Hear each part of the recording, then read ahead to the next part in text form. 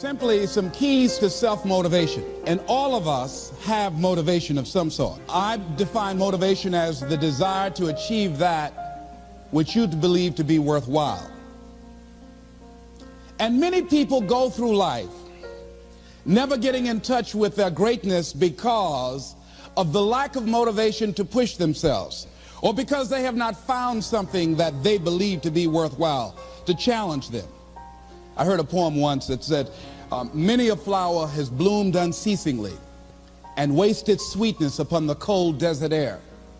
It's translated, that means simply that many a talented persons have gone unnoticed, and the world never had a chance to be exposed to their talent because that person did not take the time to begin to express or to demonstrate or to motivate themselves in the direction to bring that which they came into the universe to bring. How can you measure your motivation? How can you evaluate where you are on a scale of 1 to 10? Let's do this for ourselves mentally. How do you rate yourself from 1 to 10? Your mental attitude about yourself, how you feel about you, how you feel about life. How do you rate yourself on a scale of 1 to 10 in terms of your physical appearance, in terms of your health? Do you take care of yourself? Are you allowing yourself to get overweight and out of shape? Are you conscious of your health? Are you watching the food that you take into your body? Do you make a deliberate effort to exercise? You know, it was George Burns, he said, we cannot help getting older, but we don't have to get old. And many of us get old before our time because we don't take time to take care of ourselves. Your environment is a very good indicator. On a scale of 1 to 10, is it what you want it to be? Do you find it desirable? Are you satisfied?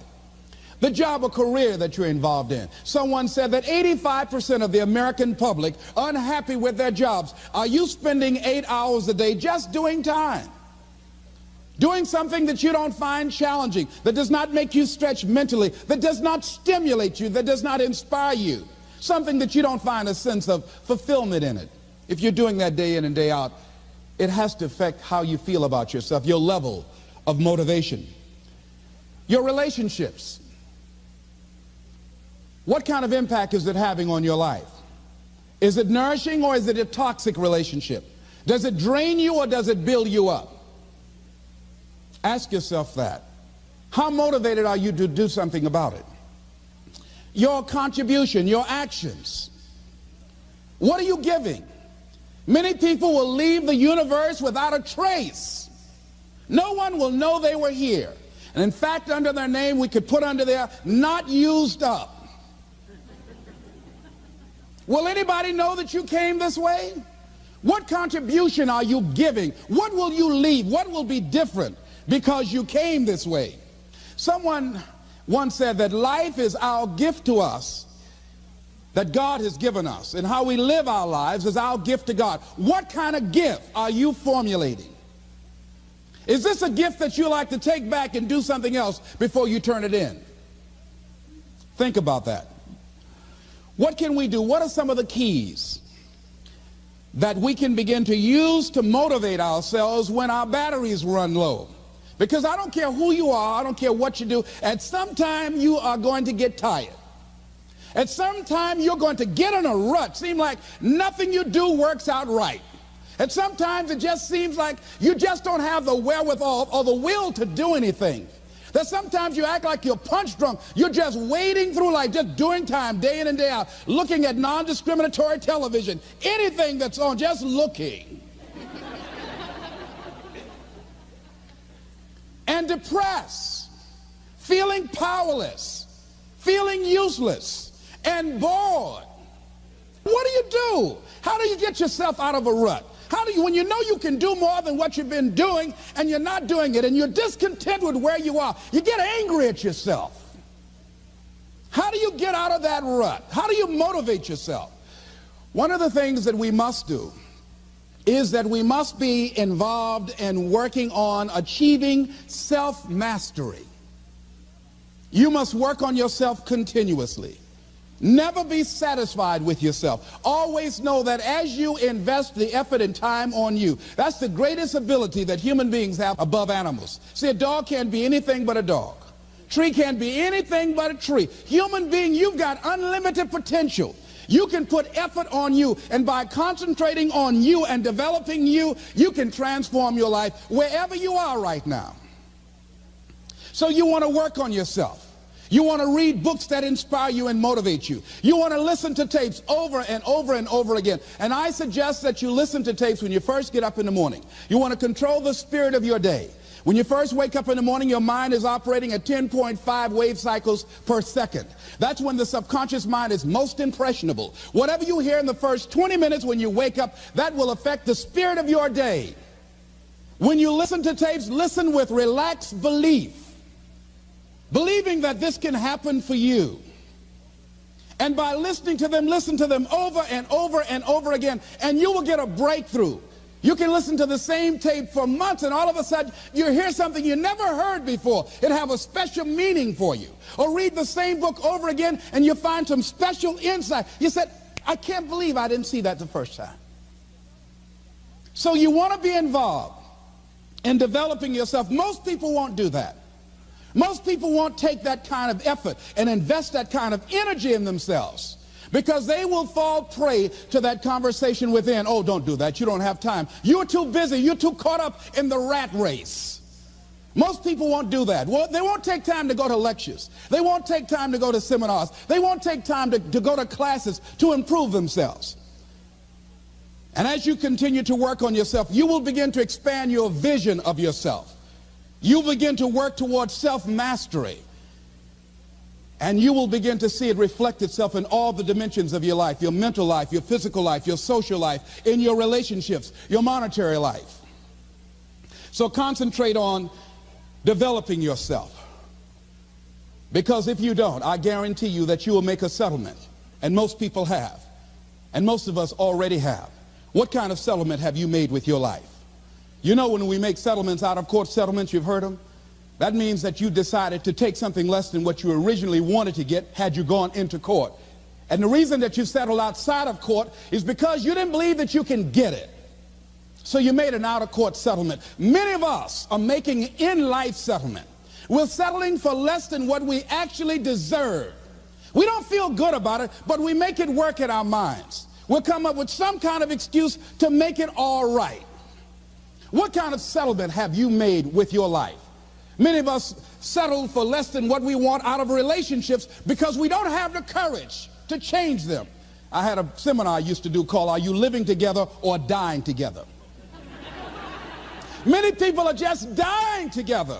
Gladys Knight used to have a song that says, neither one of us want to be the first to say goodbye.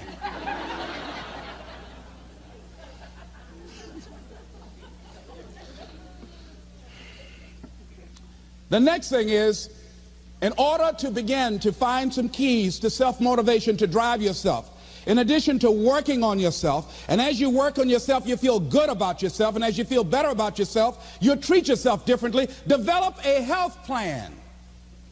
See, you can't feel well and do well if you don't have good health. You can't perform if you don't have your health. Your health is valuable. Develop a health plan. A plan that you will follow, because this is the only vehicle that you have to carry you through this experience called life.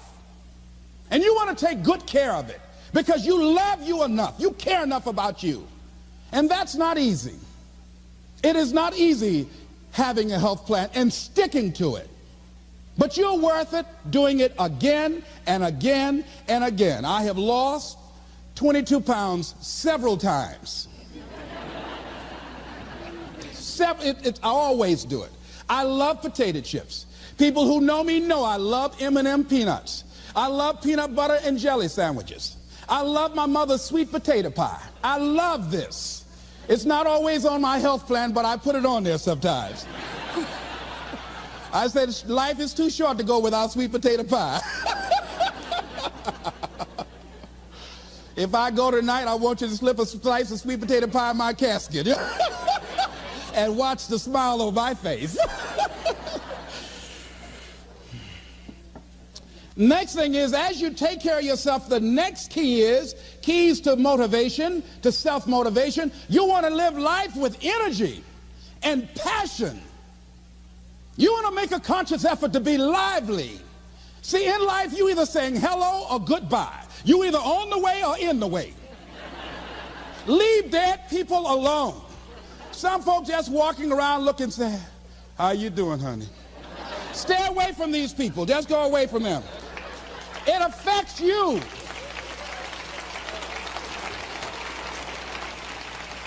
You want to smile. You want to be happy. You got a lot to be thankful for. But you watch some of the faces around you every day. And I tell you, some of these faces, they will put you in a depressed state of mind. So you want to avoid these kind of faces. When you see them coming, turn your head. Next thing is that you want to monitor your inner conversations. The things that you say to yourself. You want to watch them, and in watching them, you want to take charge. A friend of mine told me this evening, and she did it excellently. She said, I didn't want to come tonight. I was feeling so depressed. And I said, I'm going anyhow. See, that was the conversation. Oh, you really don't feel like it. You really don't need to do it. You don't really need to read anything. Forget all that. That's that inner conversation. Oh, you don't need to worry about trying to go into your own business. Forget that. You can't do that. What if you lose everything you've got? That inner conversation that stops you from doing the things you want to do less, don't do that. How can you possibly think about being a motivational speaker? You don't have the contacts, you don't have the money, you don't know the right people. You're going to get up there and your mind's going to go blank. Forget all that. You remember that time you got up before some people and you panicked? You stood up and your mind sat down? Don't you remember? And I said, yes. And then I said, shut up. So you've got to learn to stand up to yourself inside yourself and short circuit, override that conversation that's always going on. 85% of what that conversation will tell you is negative. It's negative. It will tell you you're tired when you really are not tired. It will tell you you can't do it. It will fill you with fear. So you've got to watch that conversation. And when you find it going on, you've got to stand up to it and say, I'm going to do this anyhow. I'm afraid, but I'm afraid not to do it. And I'm not going to let you stop me. The biggest challenge that you will have in life is you. There's an old African proverb that says, if there's no enemy within, the enemy outside can do us no harm. The next thing that is a key to self-motivation is that you've got to ask yourself, what do I want out of life? What do you want out of life? What do you want out of a job? What do you want out of a career? What do you want out of a relationship? What do you want? What gives you your life? How will you know when you got it? What will make you happy? You need to know. You need to start asking yourself some questions. What do I really, really, truly want? You need to be exact about that. Don't be vague. Oh, I just want to be happy. That's too vague. What will make you happy? How will you know when you got it?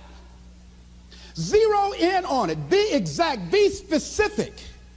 And as you do that, that will stimulate that superconscious mind or the reticular activating system of your mind that will begin to find those things, to identify with it. And once you begin to determine that which you want, take the time to write it down. Don't just think about it. Write it down. That is a subjective process that engages the subconscious mind. Write it down. Once you write it down, read it 3 times a day, morning, noon, and night. Why is that important? Because what it will do, it will cause you to focus. It will cause you to concentrate. When that other conversation is going on telling you what you cannot do, telling you all of the impossibilities and all of the obstacles, your concentrating will begin to create a larger vision within yourself, and you start looking for and seeing some new opportunities. You start creating some openings for yourself.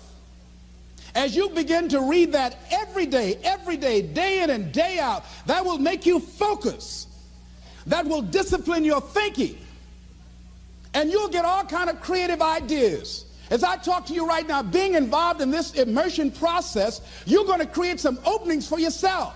You're going to get some ideas. You're going to feel your adrenaline flowing, and you're going to think about something, some idea you had, and you say, I want to go back and I'm going to look at that again from a different vantage point, not from the level of the problem or the obstacles that I encountered, but from a higher vantage point.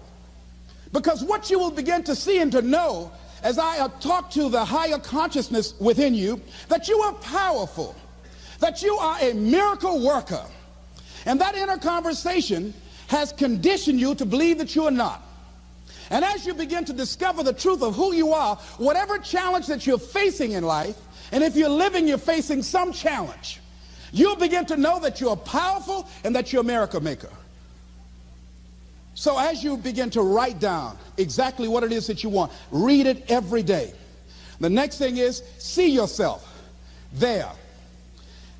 How will you feel once you get there? What will the experience be like for you? What will be different? What kind of person do you have to become in order to get there? Visualize yourself there, living the experience. I remember when I ran for state representative in Columbus, Ohio. And I had a lot of people telling me, and you got to watch not only the conversation within, but the conversation without. Telling me, Les, you can't possibly win. You can't do that. And I went down to the legislature, and I saw myself. I knew what I wanted. I saw myself in the chair. I pointed out the chair that I wanted. I used to go and sit up in the galleries and watch the legislative process. I used to go to the committee meetings and listen to legislation being introduced. I learned how to write legislation, how to amend legislation. I started thinking like a legislator, got up every day dressing, thinking like that, selling myself on it, seeing myself in the legislature. Mr. Speaker, I'm the gentleman from the 29th House District. I'd like to introduce a bill. I went in the legislature, walked around. I had the experience of it. And when I ran and won against overwhelming odds, they were shocked. I won the election even before it was held because I was living it in my mind. You want to see yourself beyond your circumstances. You got a challenge, see yourself beyond your challenge. See yourself with the challenge already resolved. And knowing that all is well, seeing yourself in control and in charge of your destiny, being healthy and happy. The next thing is, it is important in the area of motivating yourself, it's important to know why you're doing it. Because that mind will say, why bother? Why go through all this? This is too hard. No, throw in the towel. It's not worth it. Has it ever said that to you before? Here's how you can handle that. Here's how you override that. Write down 5 reasons why you deserve it. Why do you deserve what you want? Why you?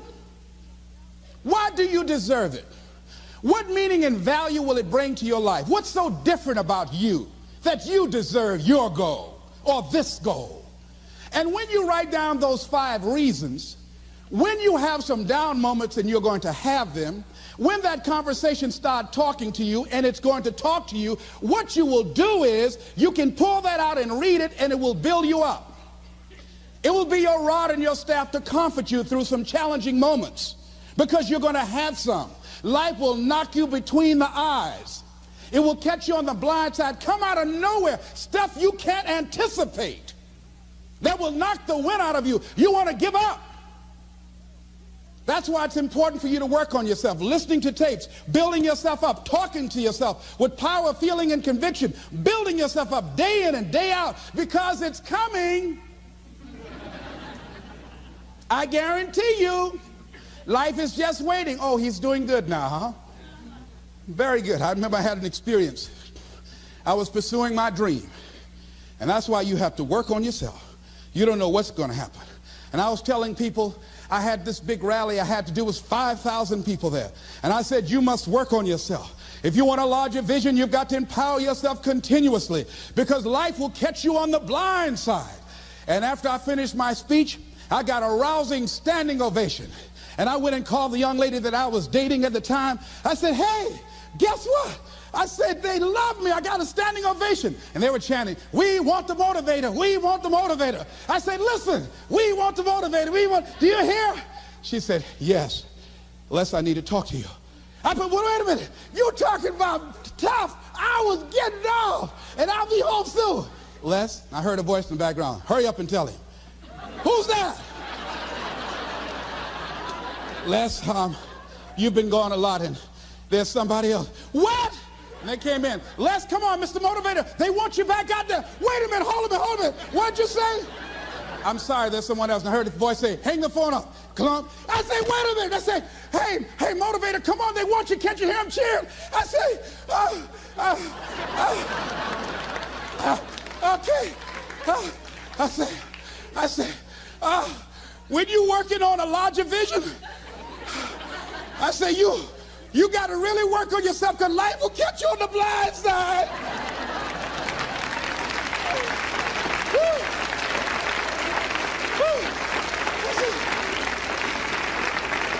I say, you better be ready. And you better make sure you want it, because it'll make you cry. And somebody said, the Spirit is on him. Thank you, thank you, thank you, thank you. I was talking till they started blinking the lights. They had to come pull me off, and I said, you got to have a larger vision. You make sure, wait a minute, you make sure you work on yourself. They said, come on, Mr. Brown, come on. Yeah. I went back to my hotel room, and loneliness and heartbreak was sitting on the bed, said, are you coming in now? Do you have your larger vision now? How's your positive attitude? Say, get on in here. Are you still breathing? Shut up.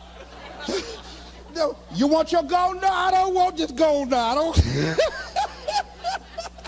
Life will wear you out. You'll be saying, no, I can't, and no, I won't.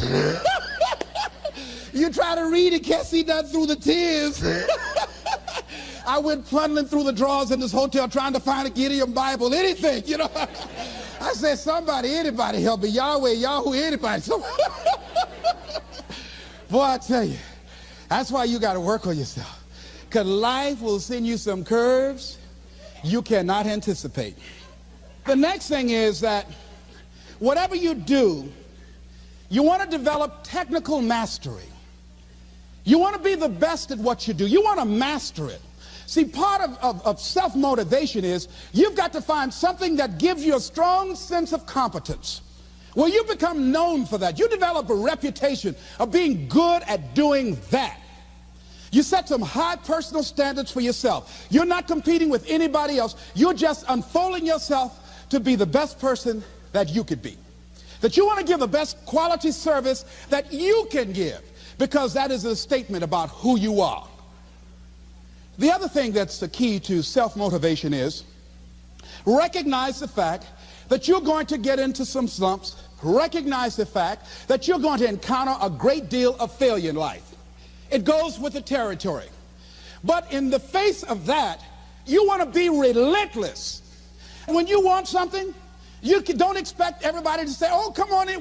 Oh, you want this? Oh, great. We want to give this to you. You're such a nice person. You're doing it for your family, aren't you? Great. No, life isn't like that. No, many doors will be closed in your face. Many loans that you will want. And they'll say, no, you don't have enough collateral. You don't have enough credit. And most people will give up. But you've got to decide that I'm going to be fearless. I refuse to be denied. And I'm going to go all out. I'm going to be relentless. I don't care how many no's I encounter.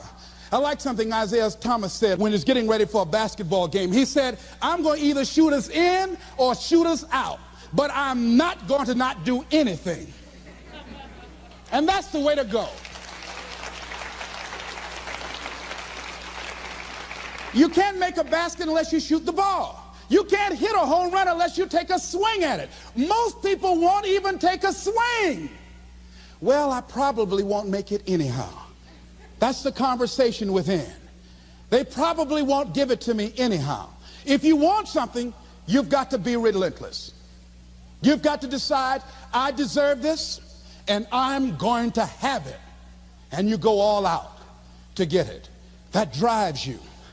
The next thing is that when you want something out of life, you've got to be willing to go into action. Don't wait around for things to be just right. Don't wait for things to be perfect.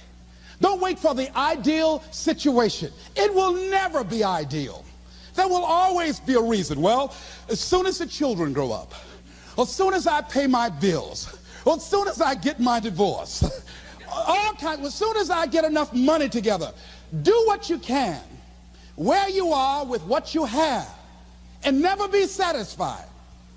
A lot of people never take a chance in life. They don't want to take any chances. They want the situation to be ideal. See, that's not walking by faith. That's walking by sight. If I can see it, I'll do it. No. That's a lot of people saying, if I can see it, I'll believe it. No. If you believe it, you can see it.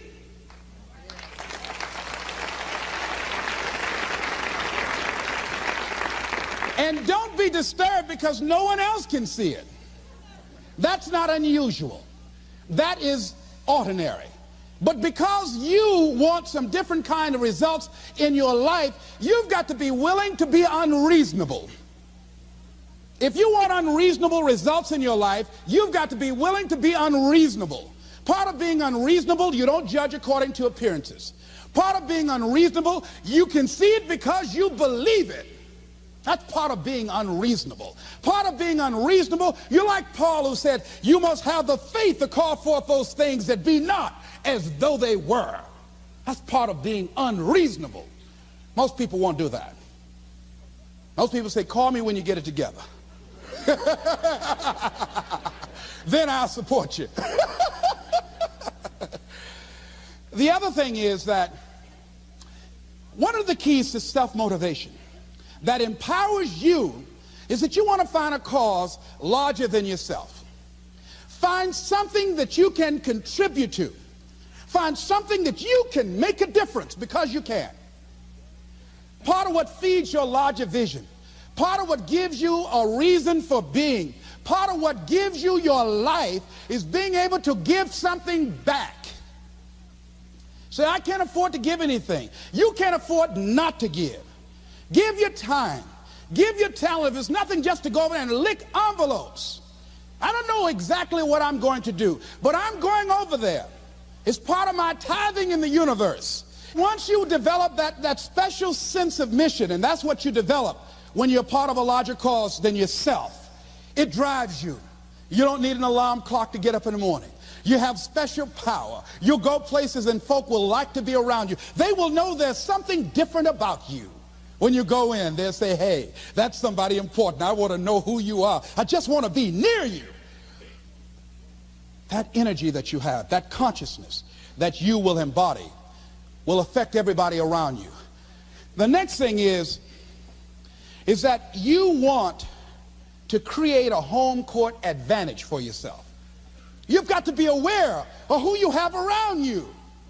So you want to be selective. Have friends that will enable you to grow. I have friends that help me to grow spiritually. These are my spiritual friends. I talk spiritual stuff with them. I have some other friends who are just intellectual friends. They make me grow intellectually. They make me stretch. I have some professional friends. I'm a member of the National Speakers Association. I get together with other speakers and we learn from each other and we grow from each other. I have other friends who are just social friends. All we do is just socialize together. We'll look at a basketball game together or go out dancing, but that's all we can do. We don't talk anything serious, nothing spiritual, nothing intellectual. That's not that kind of relationship.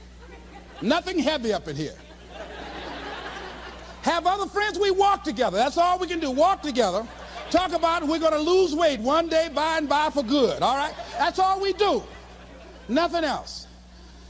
So, according to the relationships that you develop, we grow from people and projects. And the relationships that you develop can enhance and can enrich your life, or they can drain you. I know many talented people who had a great deal of potential, but because they didn't surround themselves with other people that will inspire them to transcend themselves, they never realize their greatness, and they will end up going to their grave with all their good stuff still in them. So you want to look at your relationships, the people that you're involved with, the people that you communicate with most often, and you want to ask yourself the question, what am I becoming because of this relationship? Does it inspire me? Am I motivated? Am I encouraged? Am I driven to develop myself? Am I seeking my own greatness? What kind of person am I becoming because of this relationship? Am I becoming more cynical and negative about life? Ask yourself that. The next thing is, you've got to say yes to your life. You've got to say yes. Yes to my dreams. Yes to me. Yes, I can make it. Yes, I can. Doesn't matter how many failures I've made. Doesn't matter how many mistakes I've endured. Doesn't matter about my defeats. Doesn't matter about what I've done. Yes, yes. I don't care about the fact I'm in a hole now. Doesn't matter about where I am. Yes. The last chapter to my life has not been written yet. If you judge me now, you'll judge me prematurely. I haven't exposed all my stuff yet. I'm still in the process of transforming my life. I'm still in the process of becoming. Yes. I had somebody in my life at one time told me, you'll never make it. And I said, I'll show you. And what energized me, what motivated me was something that Frank Sinatra said. He said, the best revenge is massive success.